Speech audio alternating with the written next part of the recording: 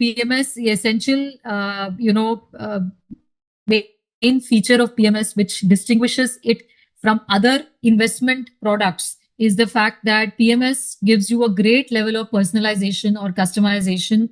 And like all other financial products, like a mutual fund, for example, the end goal ultimately remains the same, that you're looking to, you have a financial goal to achieve, and this is a product which will invest to take you towards that financial goal.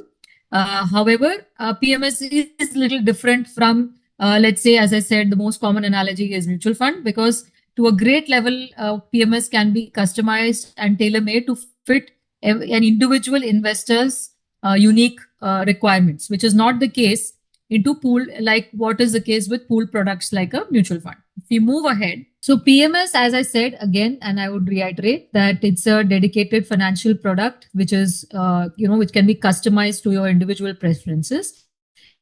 So the underlying, what does PMS invest into? Like in a mutual fund investment, the underlying could be equity, is primarily equity. And there are also products which invest into debts, maybe some structures and so on and so forth. Primarily, most PMS products in the industry, the underlying investment is stocks, right? And the majority of the AUM in PMS products is in stocks. Now, the main difference here is, like, unlike in a mutual fund, which is a pooled product where there is a trust, right? Okay, a mutual fund, every mutual fund is essentially a trust.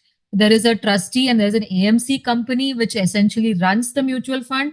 Here, unlike that, what is essentially happening is you're not, and you get units, right? If I'm an investor, I put money in a mutual fund, I will be getting units in lieu of my investment. And the appreciation of the value of the units through an NAV is, telling you what is my journey, whether my product has done well or not done well at any given point of time. Unlike in that, here in a PMS product, you will own the individual security. So a client will have the individual stocks in his demat account and not units of the PMS, right? So it is not a unitized structure. It is the underlying is your individual securities. PMS products, and I'll come into this in a little more detail. Let me just give you a basic lay of the land now, and then we will go more detail. PMS products are essentially targeted towards high net worth individuals. It is not suitable, or it is not permitted to be offered to individuals who cannot invest 50 lakhs, right? So 50 lakhs is the minimum ticket size for a PMS investment. Of course, there are options in PMS that subsequent investments can be of a multiple of less than 50 lakhs, but you have to have the initial investment has to be of minimum 50 lakhs. And hence, it is not suitable for a retail investor. It is catered to a niche category of segment of investors who have 50 lakhs or more. Okay, so high net worth individuals. And if you look at categories of PMS, there are three broad categories: discretionary, non-discretionary, and advisory. Now, discretionary is where majority of the AUM of the PMS industry currently lies. So discretionary PMS, essentially the choice, what is meaning of discretionary? As the word suggests, discretion meaning I have a choice, right? So the timing or the choice of the investment solely lies in the hands of the portfolio manager. So today, if you are investing into 361 PMS, 361 PMS the fund manager will decide which stocks to select, in what proportion to select, and what is the timing when to exit from the stock. The discretion lies with the fund manager, right? In a non-discretionary PMS, the portfolio manager can suggest an investment idea, but when to exit, when to enter, when to top up, all these decisions can be taken by the investor. The portfolio manager does more of the trade execution, okay, after providing a basic scope of what, the objective of the scheme is. So non-discretionary PMSs are also available in the industry. Discretionary PMS, however, has the majority of the AUM. And all your popular schemes that other fund houses also like 361 who offer PMSs, all the schemes that are all discretionary PMSs, right? Then third is advisory. This is more or less, I would say, or maybe slightly lesser in terms of AUM as compared to non-discretionary as well.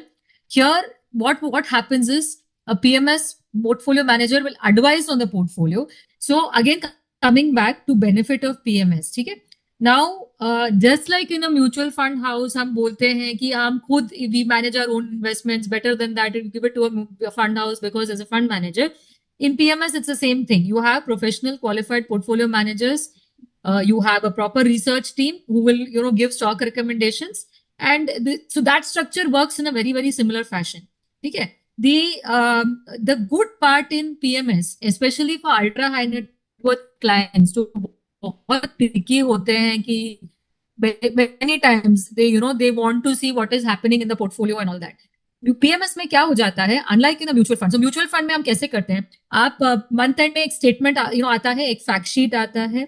आप statement में आपको दिख जाता है कि मेरा value क्या है, राइट? और statement you can do any day of the month, you remove the statement, you will know what the value is.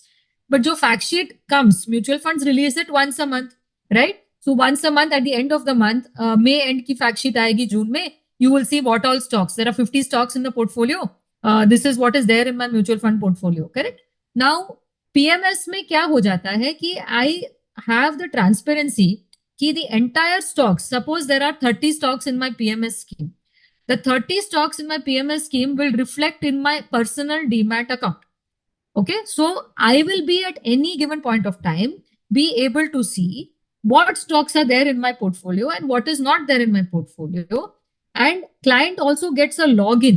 Distributor gets a login. Client gets a login. तो महीने के बीच में भी मुझे जाके आई कैन सी कि ये स्टॉक मेरे पोर्टफोलियो में कैसा कर रहा है, इसकी वैल्यू क्या है, मेरा पोर्टफोलियो का वैल्यू क्या है. So there is 100% transparency with everything available at any given point of time. Mutual fund भी बहुत ट्रांसपेरेंट है, बट आपको portfolio, because it's a big unitise structure, pool structure है, इतने इन्वेस्टर्स हैं, वो fact sheet once a month release होती है और आपको इंडिविजुअली आपका फाइनल वैल्यू पता है क्या है. You obviously will not know कि how each stock is doing in the portfolio and all of that. So you वो सब पता नहीं रहता. यहाँ पे that transparency is there because it is catering to high net worth, right? तो उनको उस नजरिए से आपको देखना पड़ेगा. हाई नेटवर्थ इंडिविजुअल तो ज्यादा सवाल पूछते हैं, उनको पता होना चाहिए कि क्या है पोर्टफोलियो में. तो दिस इज देयर. सो अगर क्या हो जाता है जब client, I come to that again later, client है पावर ऑफ अटर्नी देता है टू द पोर्टफोलियो मैनेजर कि वो मेरे बिहाफ पे स्टॉक्स बाय और सेल करे पोर्टफोलियो में. तो बिगिनिंग में मेरा अगर एक स्कीम है और उस स्कीम में 30 स्टॉक्स हैं, तो जब आज any investor gives me a cheque of say 50 lakhs, वो 50 lakhs को वो मैं मोर और लेस उसी प्रपोर्शन में मैं खरीद लूंगा. Say these 30 stocks I will buy, right? So I'm owning those stocks directly in the same proportion as what is there in the model portfolio of the fund manager. And then day to day I can track it. And the portfolio manager has the POA, power of attorney, कि समझो मुझे एक stock में अभी नहीं लगता है आगे अच्छा होने वाला है, I will exit that stock.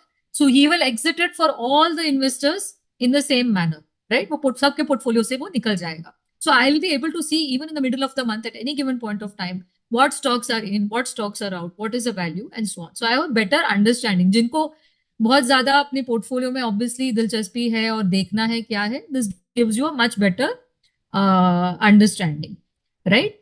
And as I said, यहाँ पे जैसे जिनकी नॉन डिस्क्रिशनरी है वो तो खुद भी डिसाइड कर सकते हैं कि मुझे क्या, दैट कस्टमाइज टेलर मेड जो यहाँ पे आपको पॉइंट दिख रहा है वो एस्पेक्ट भी आ जाता है.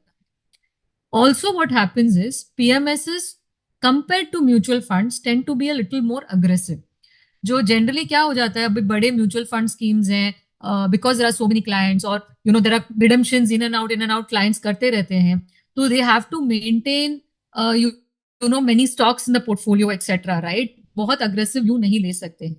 यहाँ पे क्या हो जाता है, you can have a 20 stock, 15 stock portfolio. There are some very aggressive PMSs which even have 15 stock portfolio, 20 stock portfolio, which has the potential to generate superior return. Obviously, उसके साथ साथ रिस्क भी उतने लेवल तक higher होता है.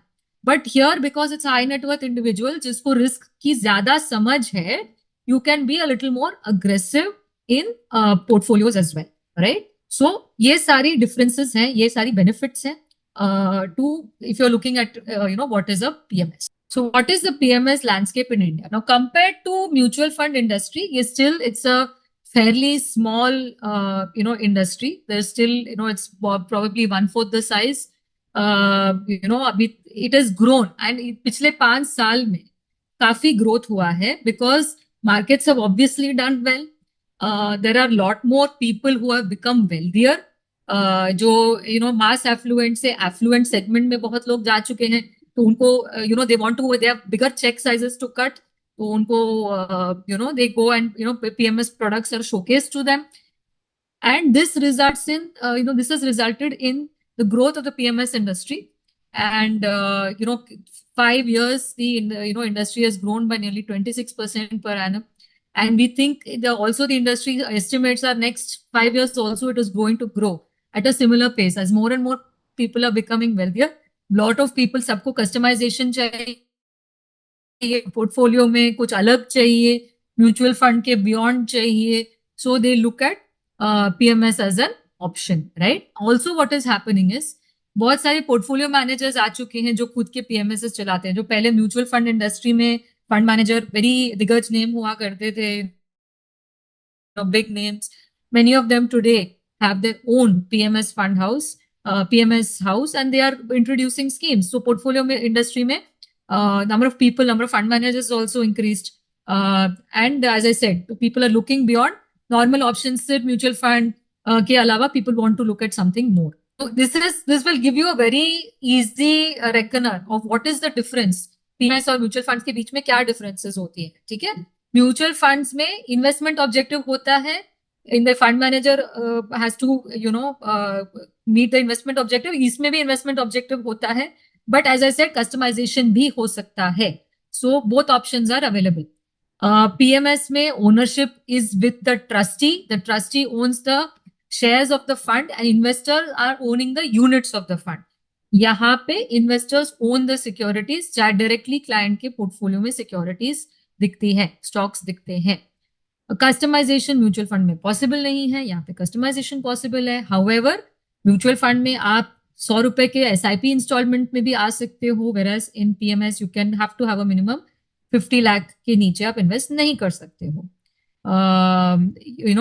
इन portfolio stock अभी mutual fund में रिस्ट्रिक्शंस होता है कि आप 10% के ऊपर एक सिंगल स्टॉक में नहीं ले सकते हो.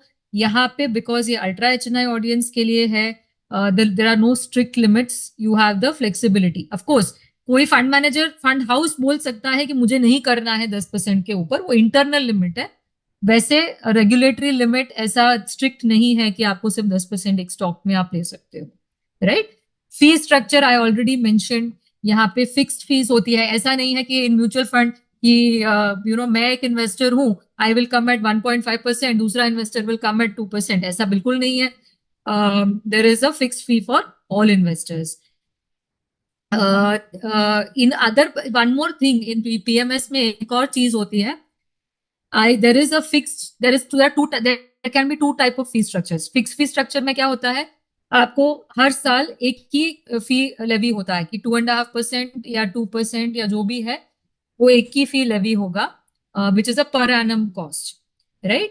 और there is a hybrid structure की फिक्स्ड फी होगी 1.5%, और अगर the fund has performed more than say 10% return तो मुझे वो एडिशनल रिटर्न पे portfolio manager can charge a performance fee.